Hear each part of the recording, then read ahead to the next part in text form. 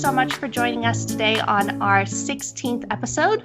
And today we have a very special guest on. His name is Jackson Peos. Now, Jackson is a PhD candidate over at the University of Western Australia, and he's currently doing research in the area of intermittent dieting with a particular look at diet breaks. Jackson is also a competitive physique athlete. He is a Simpsons and anime enthusiast. So thank you so much for joining us today, Jackson. Please introduce yourself. First things first, thank you so much for having me on the podcast. It is a pleasure. So yeah, I'm a PhD candidate at UWA, as you said. Sort of my university credentials go as far as a double degree Bachelor of Science in Sports Science and Exercise and Health. I then moved on to honours degree in Exercise Physiology, and I did quite well in that year, where I graduated with first class, and that earned me some sort of scholarship support later on. And then the university approached me with a PhD proposal, sort of all paid for with a bit of a salary on the side as well. So quite blessed to be in the position that I am now, because I was always super interested in sports nutrition and sort of exercise science. And now I'm sort of in a position where I'm able to sort of actually get in the trenches and test and research some of these things and some of the questions that sort of I'd always been pondering, and some of the topics I'm really passionate about. But yeah, on the side, I also love sport, and I love being an athlete myself, and I've given the bodybuilding thing a crack, and so I know what it takes to sort of get down to those nasty low levels of body fat as well, which certainly helps when working with athletes, not only in physique sports but also sort of team sport athletes, combat athletes, and guys like that. Before sort of the bodybuilding thing, I was a competitive rower. So I was at a private school, and sort of rowing was a very sort of, if you saw it in the first 8, rowing is sort of a bit like royalty there. So rowing was a massive deal there. So I got to a pretty high level with rowing. I also played football. My dad was an AFL footballer. So I sort of got into football as a young guy as well, and got up to playing waffle level, which is sort of the league below AFL, I think. Are you guys in Melbourne? Where are you guys in? Brisbane. Right. So we're not quite the AFL big scene, but yeah, you guys, do you even know what AFL is over there? No, just all about rugby over there. And I'm from Canada as well, so yeah, I'm probably even worse. I'm just speaking another language to you guys. And anyway, played football up until sort of around 21, and then I decided I was going to give the bodybuilding thing a fair go. And what was that turning point for you from AFL to physique sports? Well, when you're playing at Waffle, which is sort of would be classed as a semi-professional league, you're training Monday, Tuesday, Thursday afternoons. You play Saturday, but you're pretty much at the ground all of Saturday, and then back for presentation Saturday evening. Sunday mornings, recovery at the beach. So we're talking like at least a part-time job, and we were getting paid like $250 a game. So I was sort of like doing a part-time job for $250 a week, but docking like 30 hours with this stuff, and it sort of got to a point where it just really was sort of the cost and benefit wasn't really swung in the right way for me to continue it. And was this on top of your full-time studies as well? Undergrad, yeah, but yeah, undergrad. Yeah. No big deal there. But honours it dialed up a little bit more. My undergrad, I was able to juggle it a little bit without too much issue. And then I was always lifting weights on the side as sort of the only reason that was to supplement sort of my football training and football performance. So I'd already had the weight training background, and then sort of around 21, 22, that's when I decided I was going to put the football to the side and give bodybuilding my full attention.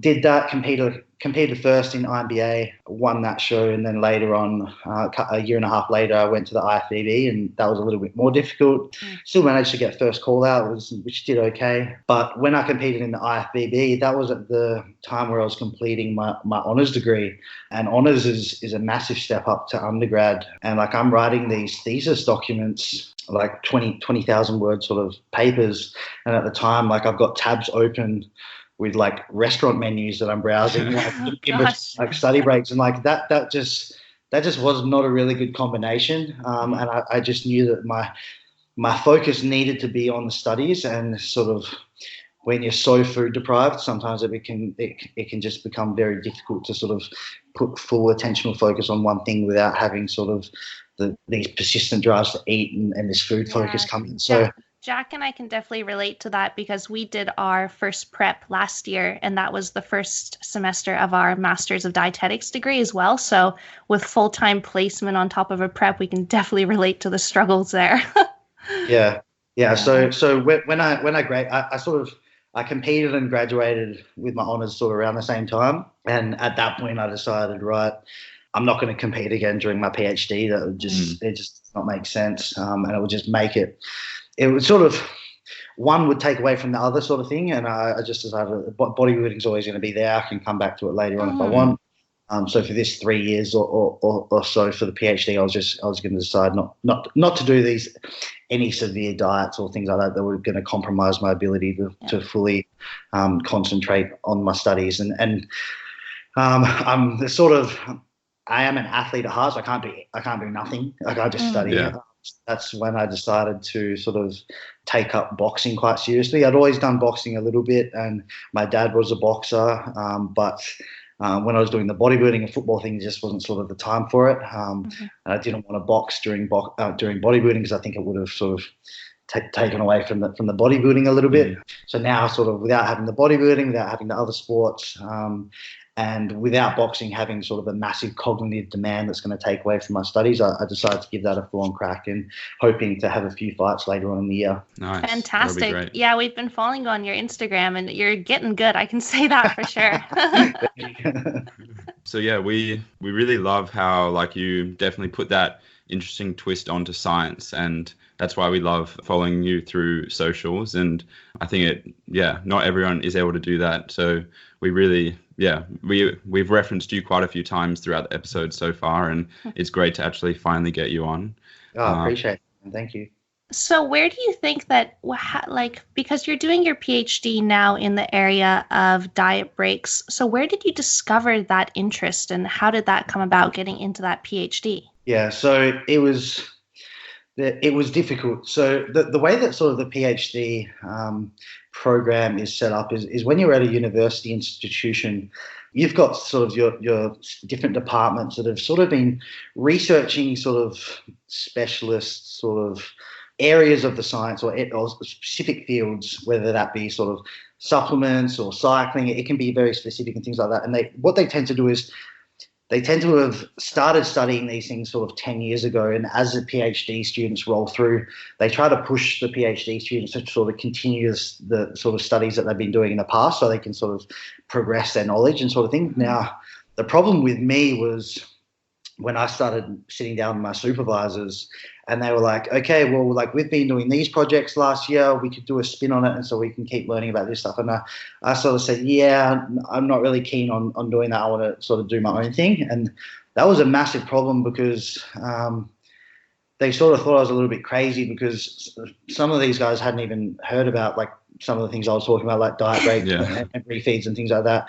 And they were very nervous because they sort of said, right, well, if like something goes wrong, like we're not going to know like what to do. We're not going to know how to fix it. I was like, well, that's fine, but like I sort of got into the PhD with the assumption that I'm going to become the specialist in this, not having to rely on you. So they took a risk on me in the end, and there were sort of, to my detriment, I probably chewed up like 6 months of my PhD literally in meetings with head of departments where they were sort of pushing these people like, look at this project. What do you think about this? Like we've got all these, because like you got to understand, like departments, like they buy all these equipment to sort of maybe do a study.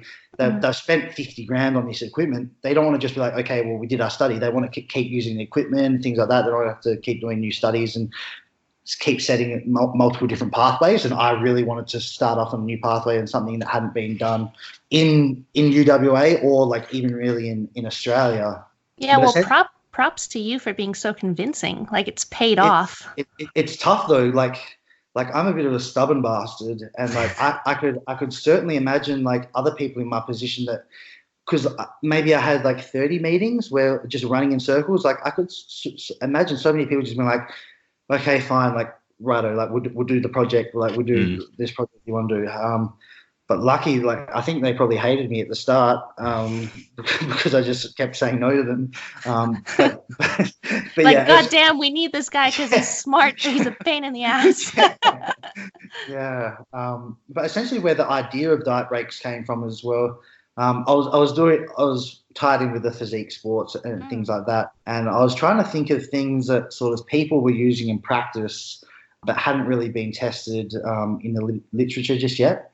And two things that I sort of thought about was, number one was sort of these diet breaks and refeeds things, like everyone's using them, but is there really much evidential support behind them? And another thing was sort of this recovery diet or reverse diet. Now, I decided to go with the refeeds and diet breaks because I thought, right, if we're going to do a recovery or reverse diet study, we're taking guys, we're recruiting people who have finished a diet. They're going to be super damn hungry, probably pretty grumpy. Compliance is probably going to suck for these guys. Like I can be telling them to trickle up their calories real slow in like a reverse diet group, but I had a bad feeling. I was like, I know what it feels like to be post diet. Like you can have all the reverse diet plans in the world and you have your spreadsheet set up, but like post diet, you're just so damn hungry, and sometimes like it's just so easy to slip. And I thought, if guys are slipping every couple of weeks, it's just going to skew the hell out of my data. So I decided to go with the refeed and diet break stuff. So that was sort of how it started. I just thought, okay, where are sort of the gaps in the literature in physique sports, and what things are being used and used quite prevalently, to be honest, but hadn't really been tested thoroughly yet. And so that's where I decided to start. And for all the listeners that may not know what intermittent dieting is, can you just branch it out into diet breaks and refeeds for them? Yeah, so essentially the traditional dieting approach is something that we refer to as continuous energy restriction. Now, all that means is that the person's in a calorie deficit every day for the duration of the weight loss phase. Now, intermittent dieting or intermittent energy restriction contrasts that by alternating a period of dieting with a period of higher eating. Now, there can be a little bit of that's a very broad definition, but essentially this period of higher feeding, we can go about it in two ways. We can have sort of this refeed, or we can have a diet break. Now people use these terms interchangeably. Sometimes they're using these two words to refer to the same thing, but probably the easiest way that we can discriminate between the two is say that a refeed is probably like a 24 to 48 hour increase in calories that alternates with a period of dieting. And a diet break is a little bit longer, so sort of 3 days up to sometimes even 2 weeks. Fantastic. Okay, so what made you want to pursue in looking at the diet breaks, which I guess people could almost even call extended refeeds, opposed to actually looking at refeeds? Yeah, so I was going through all the intermittent dieting papers that I could find, so including refeeds and diet breaks. And at just when I was starting this reading, a paper that got published and it received a massive amount of publicity. You're probably familiar with it. It's called the Matador Study. Now, this was completed in Sydney University, and essentially what they did is they had two groups. One was our continuous dieting group who did 16 weeks of dieting straight. And on the other side, we had this intermittent dieting group. Now, they had 2-week diet breaks after every 2 weeks of dieting. They still did 16 dieting weeks, but they only did it in 2-week intervals before calories came up for another 2 weeks. So they just went 2 on, 2 off, 2 on, 2 off. And what they saw was that in the intermittent group that was having their diet breaks, fat loss and weight loss was a lot better. They retained their resting metabolic rate at a higher level, and they regained less of the weight post-diet. Now, that study was probably the most. This was a highly funded study, very tightly controlled. By tightly controlled, I mean that. For the diet breaks that they gave every 2 weeks, they actually got the participants back in the lab to recalculate their RMR to give them a very specific amount of calories that they were going to have during their diet break period. They even went another step further where they calculated how many calories these people needed to be having on a day, whether it was a deficit day or a diet break day, and they provided them with all the food. So they said, don't buy anything else. Here's your food for the day. So Wow. and this was like 150 participants. Like this is multiple hundreds of thousands of dollars worth of funding for this study. And I ended up getting in contact with sort of one of the lead authors on this paper, Amanda Salas, who was over in Sydney.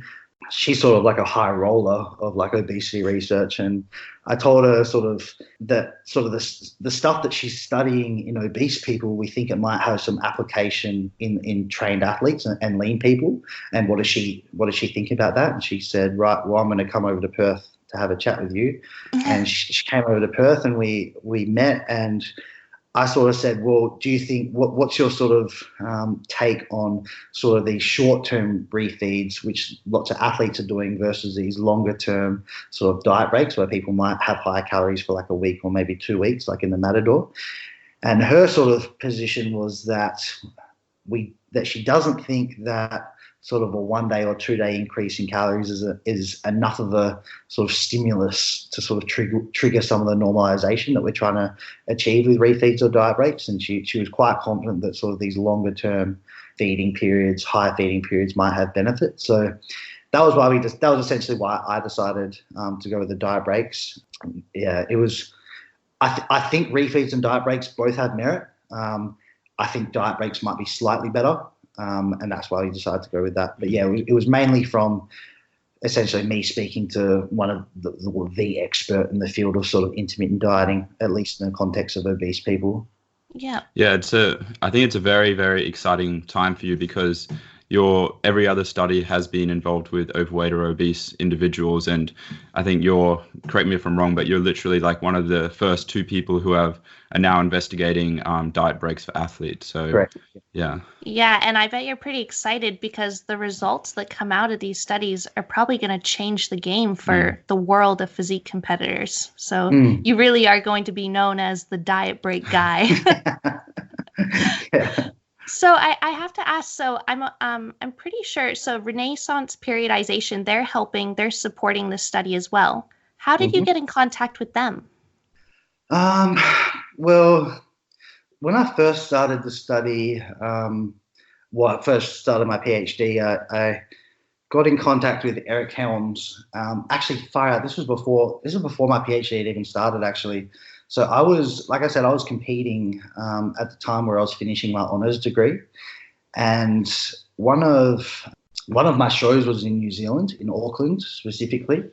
And I was in Auckland, and I knew Eric works at AUT University in Auckland, and I hit him up just for an email and told him who I was. And at the time, I sort of knew, like, the university had already spoke to me. I sort of knew that a PhD was sort of coming up, and I knew that I was probably going to be a scholarship position and things like that. So I sort of already I knew that I was going to be working, sort of doing a massive research project very soon.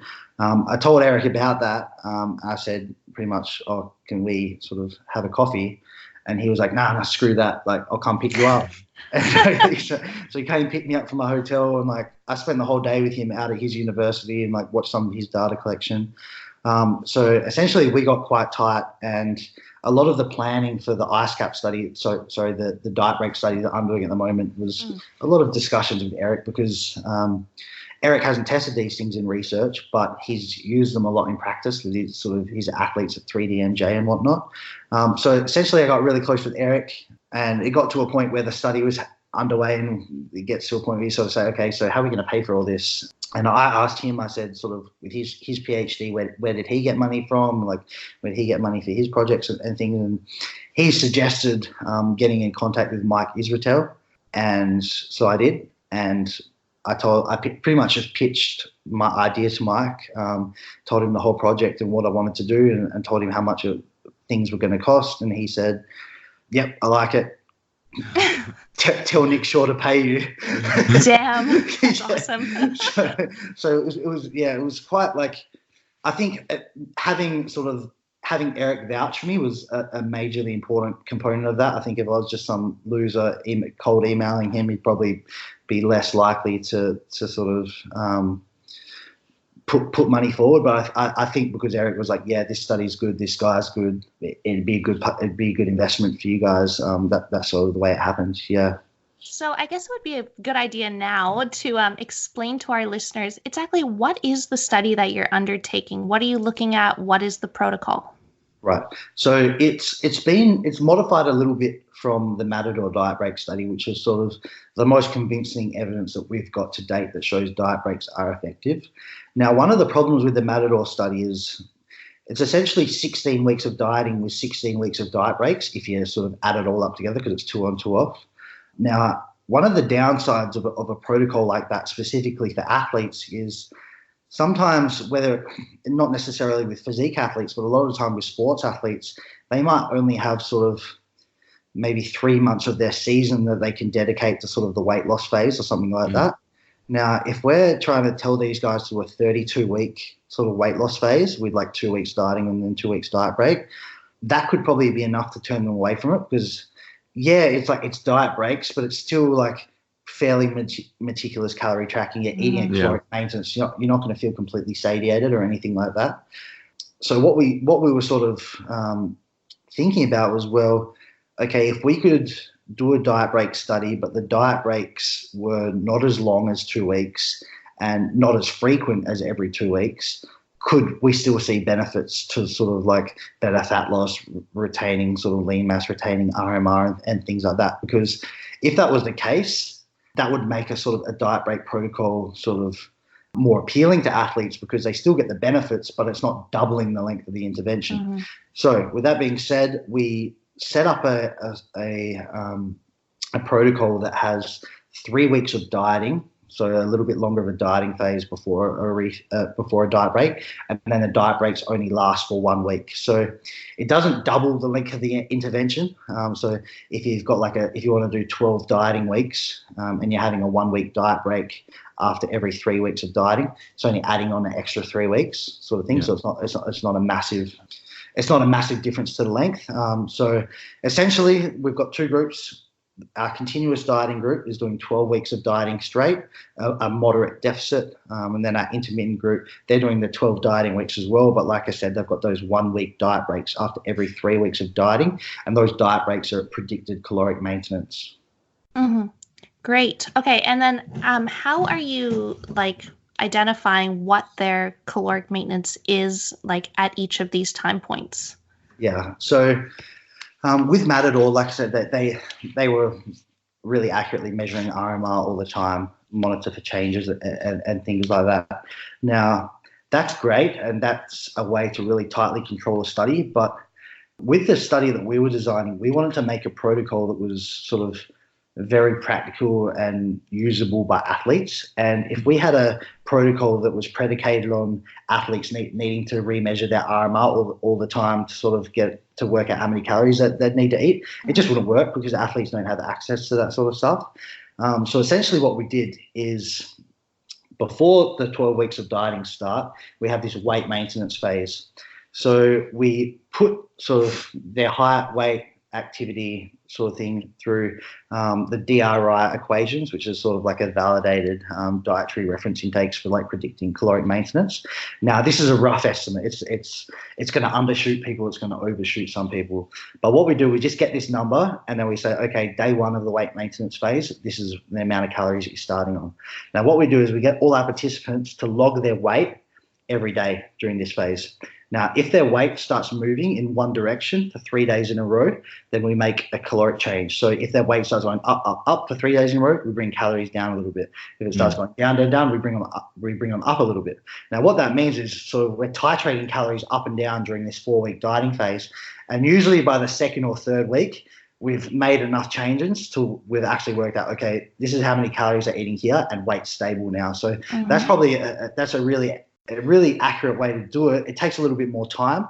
It probably takes us 3 weeks longer than if we were just going to remeasure, if we're just going to base it off RMR and sort of activity expenditures with like a activity tracker or something like that.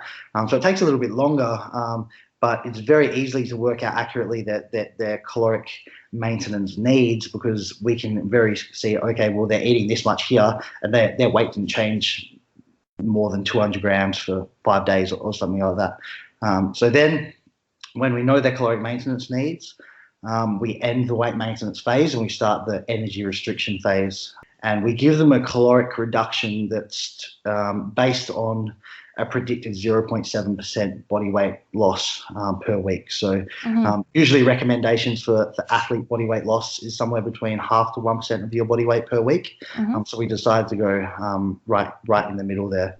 Now for diet breaks, for the diet breaks that they get after every 3 weeks of dieting, we're not remeasuring their RMR to choose to decide how many calories they need here.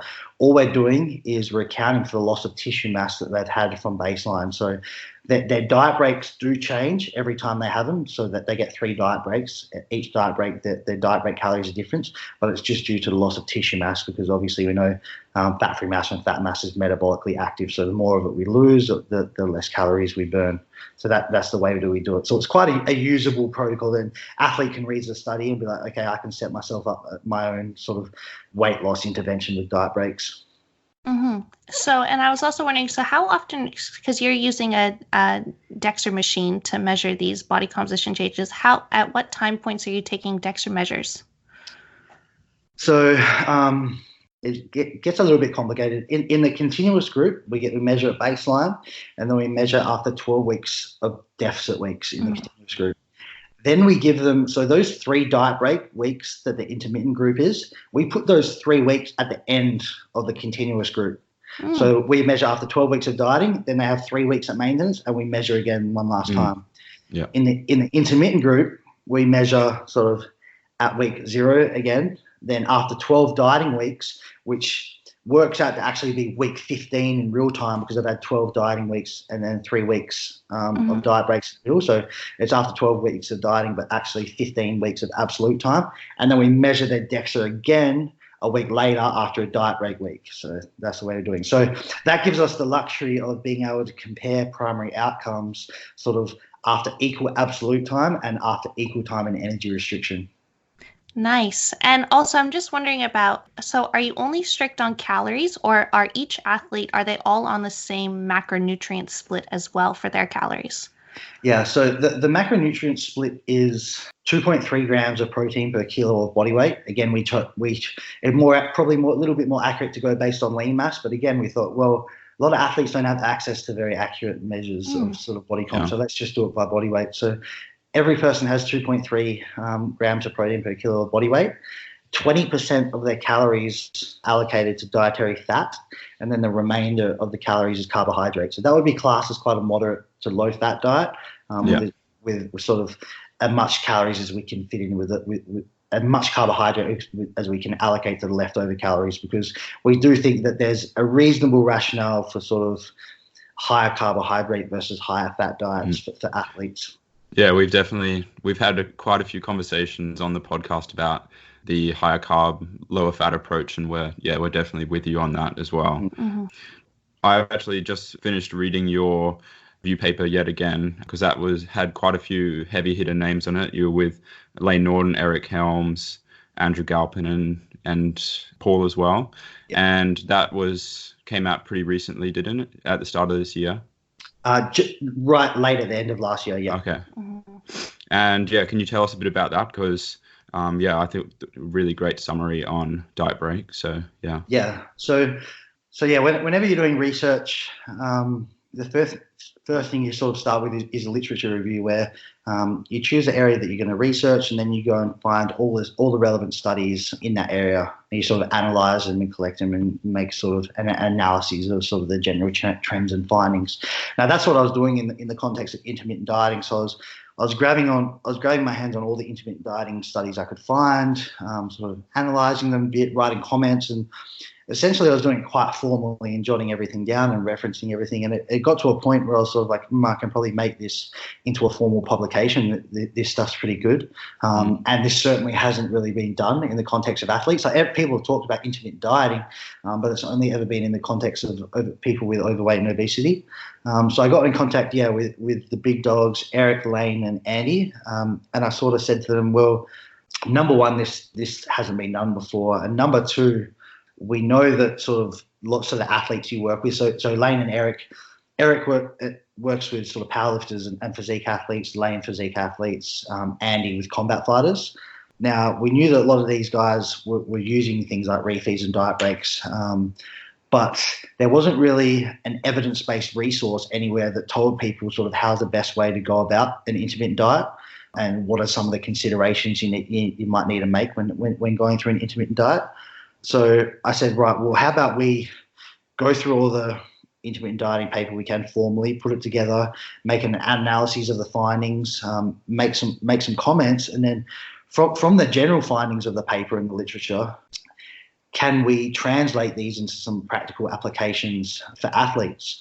And that's exactly what we did, and we sort of said there's a pretty strong rationale for at least intermittent moderate energy restriction to outperform continuous energy restriction from a fat loss standpoint, sometimes a lean mass retention standpoint, and sometimes for retaining sort of resting metabolic rate.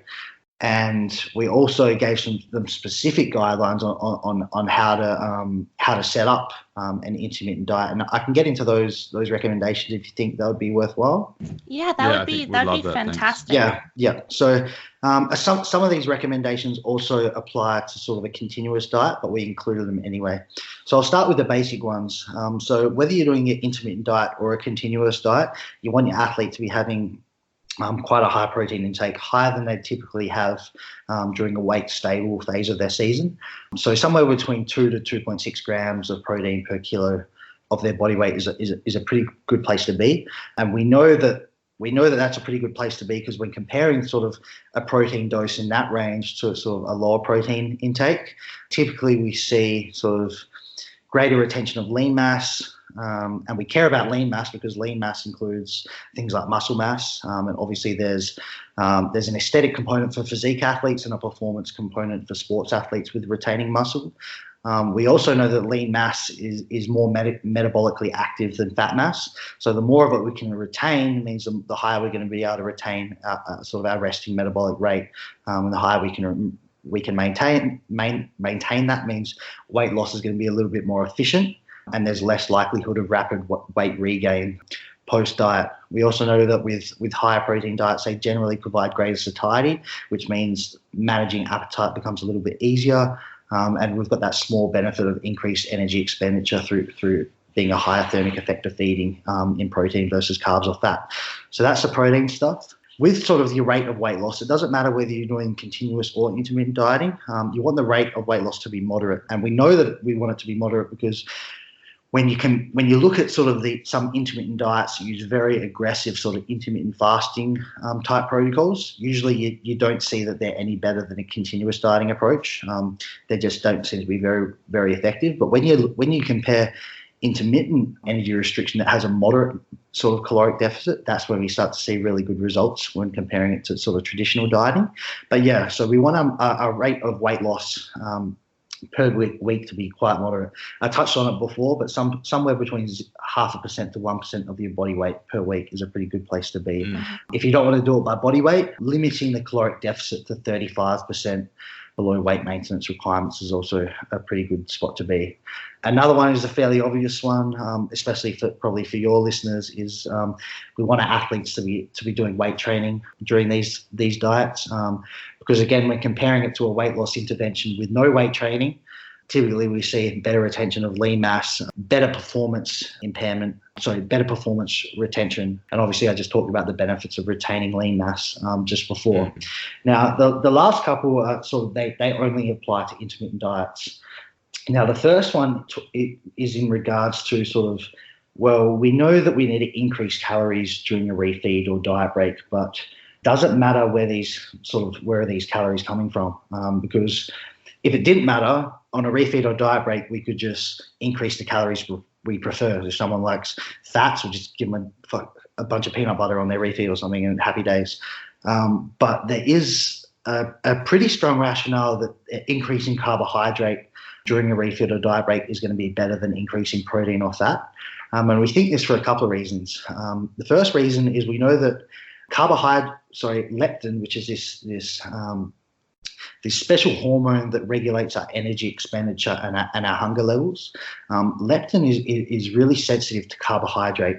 Now, what we saw is in a few studies sort of back in the 2000s, when you gave people a bunch of carbohydrates, you got this short-term sort of release of leptin into the blood. And when this happened, it triggered an increase in metabolism or an increase in energy expenditure. Essentially, the people burn more calories throughout the day because of this higher leptin levels in the blood. We also know that leptin, sort of the more leptin we have in the blood, is sort of a signal to be more satiated, less hungry. So there's also a theory that if we've got more leptin, we're sort of managing our appetite is going to be a little bit easier. We're not so hungry all the time. So because leptin is sensitive to carbohydrate, there's a theory that if you give someone a bunch of carbs on their refeed or diet break, it's going to trigger a leptin response. Might sort of cause a little bit of normalization of resting metabolic rate that was typically being suppressed during the dieting weeks. It might take it back to sort of a bit closer to baseline, and it might sort of restore our hunger levels to a little bit closer to baseline too. But that's highly speculative. Luckily, I'm taking blood in my ice cup study, and we're going to be looking at leptin. So, and we are giving a high carb diet break, so we're going to be able to test whether this is actually true or bogus, which is kind of cool. Yeah, I was going to ask about that because in your paper you make reference to leptin, ghrelin, thyroid hormone, and I was going to ask, how often are you measuring those blood parameters in your study? So the blood's measured at the same time points as the DEXA. So okay, cool. In the continuous group, it's 0, 12 weeks of dieting, and then after 3 weeks sort of at maintenance, and then the intermittent group, it's at 0, and after 15 weeks, 12 weeks of dieting and 3 weeks of diet break, and then we're going to measure again after the end of one diet break. Now, that's going to be a cool figure because we're going to have a measure of leptin after 3 weeks of dieting, and then we're going to have a measure of leptin after 7 days of caloric maintenance. So what we're not really hoping to see, what we might see is we see a sort of this short-term sort of boost in leptin after those 7 days with high calories, which would give some basis to the theory that sort of these higher carbohydrate dominant refeeds, that the benefits could be sort of being driven primarily by leptin. Yeah. And because you've been running these studies for quite a number of months now, are you able to share any preliminary results or anything anecdotally that you've seen? Or yeah, so you're not allowed to analyze the numbers, just because if a researcher is doing a project like that and they get sort of a hint that sort of the numbers are going one way, it can bias things later on, especially if the researcher is sort of wanting the results to go one way. So I haven't crunched any of the numbers, but obviously, like, I'm still seeing numbers every sort of, not the bloods, but I'm still DEXA scanning. I see those numbers. I see the resting metabolic rate and things like that. In terms of body composition changes in the two groups, in the continuous and diet break group, probably I can't see a difference yet. But the differences you got to remember that the differences that we're looking for are like 1 kilo better retention of lean mass, or like one kilo better sort of fat loss. So I probably wouldn't be able to eyeball those differences anyway, just by purely looking at the DEXA results.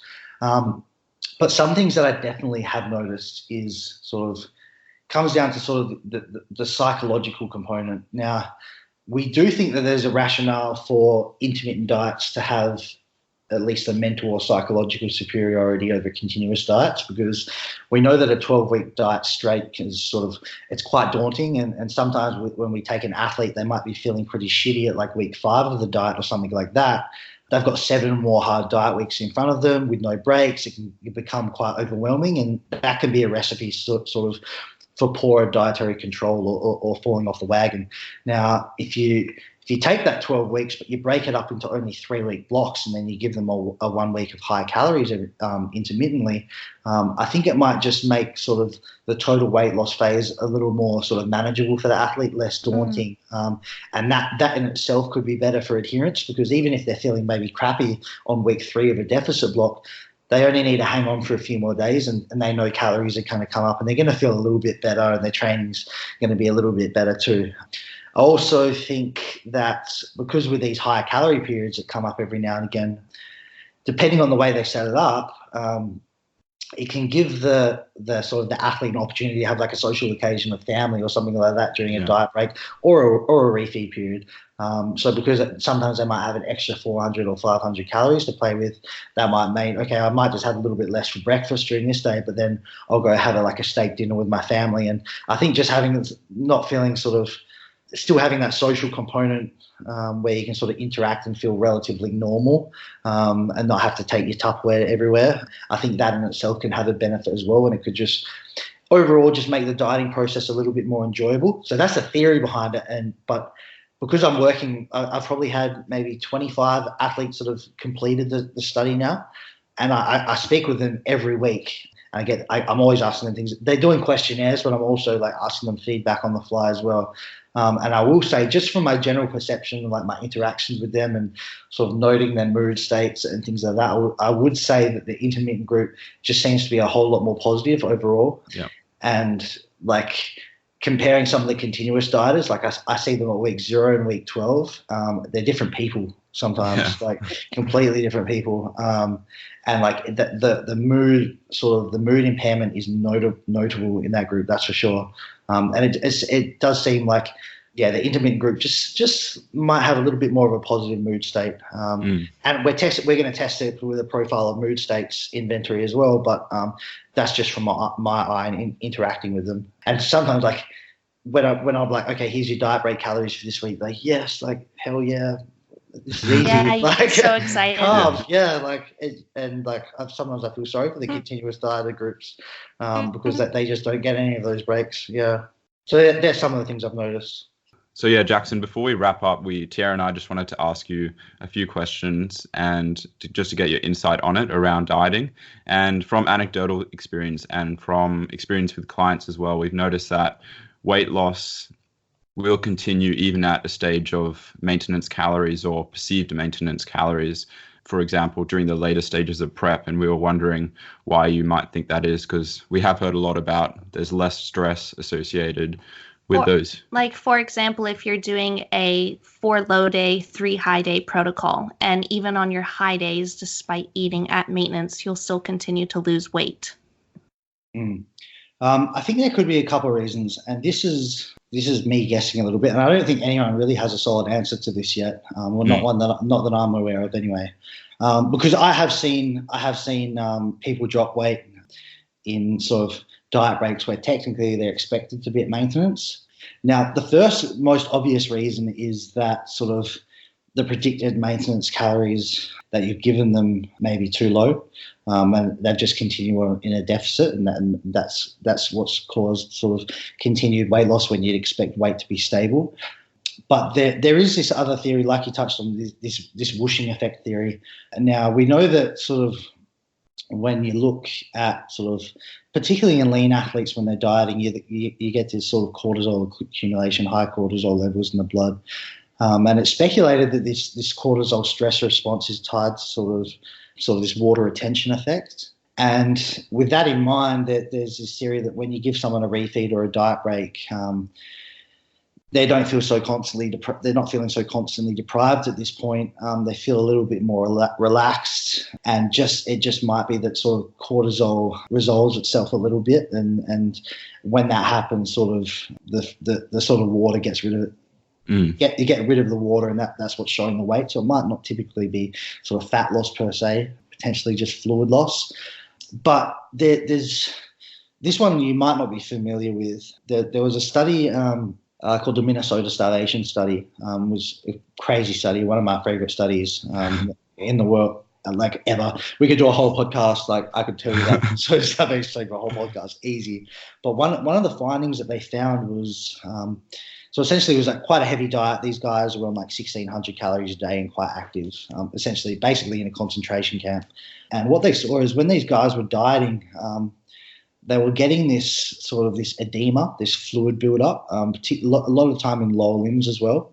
Now, this study was completed in the 1940s, and this edema effect of weight loss or food restriction still hasn't really been sort of teased out really yet. We know that it sometimes can happen because it's noted in the literature. I'm not totally convinced that it's purely just a result of cortisol causing the edema.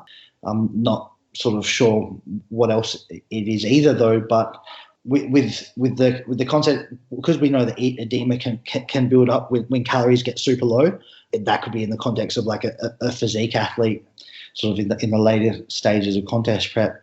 It might just be a fact that sort of when calories come up to energy balance, it might cause sort of a resolution of this edema that's been building up from the really low calories. I'm just not totally sure what's causing the edema itself, but it seems to be an unusual side effect of very low calories. Yeah. Well, that's definitely a future area of research for sure. Yeah. So, yeah, Jackson, we're probably going to we're coming up on an hour now, but I thought we'd just quickly ask you, when do you plan to wrap up your study, and what are your future plans in the area of academics and your own sporting endeavors? So the study, like the thing with a PhD is everything takes a hell of a lot longer than you think it's going to take, like by like double sometimes. So I might be a little bit optimistic here, but I'd like to think that I can finish data collection for the big RCT somewhere around maybe June or July. Probably not June, but maybe July or August. Like, because stuff just like I've got 25 through. I've got about 15 still in the diet study. You probably need to recruit about 15 more.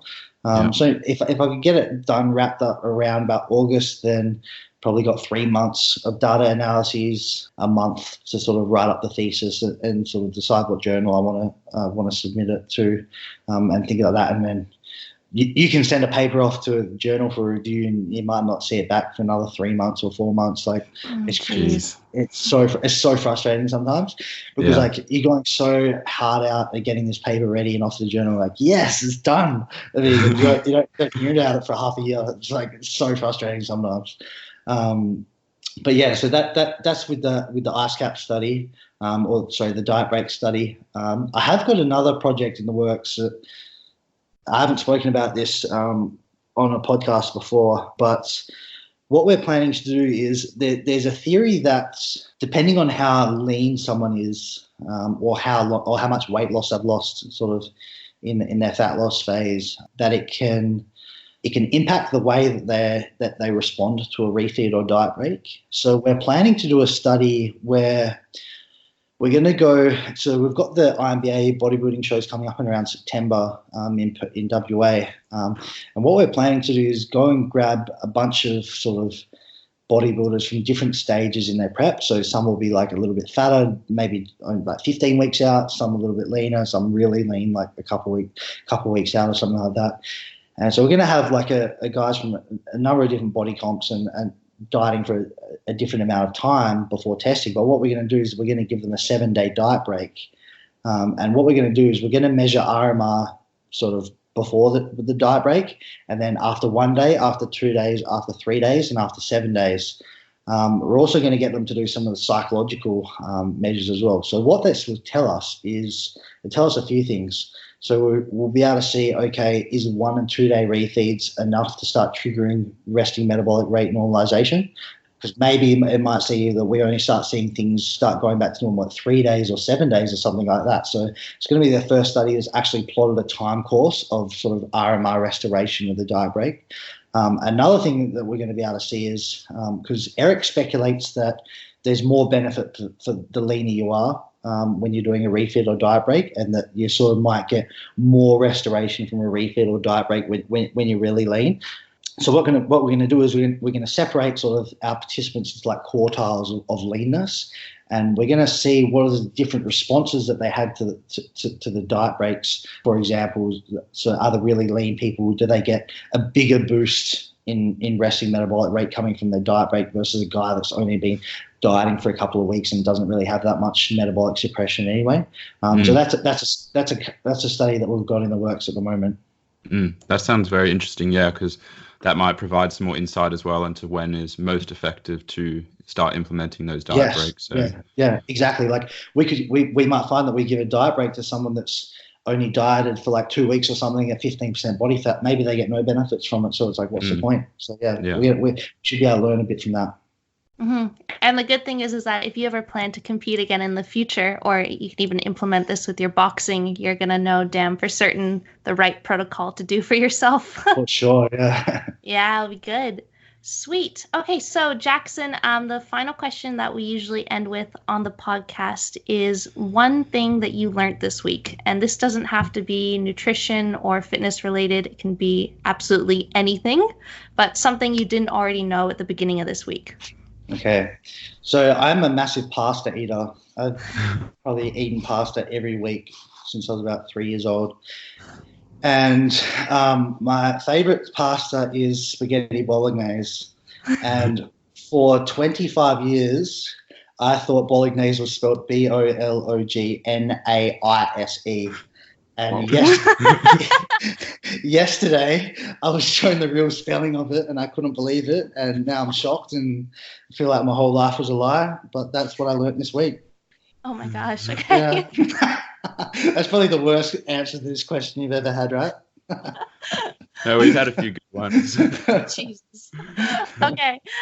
So Jackson, where this guy's an idiot. He's not coming back on. Well, at least you didn't have to write that in your review paper. Otherwise, it would have come up with Yeah. So Jackson, where can people find you if they want to get in contact or see all of your great work? Best place is Instagram. That's where I'm most active.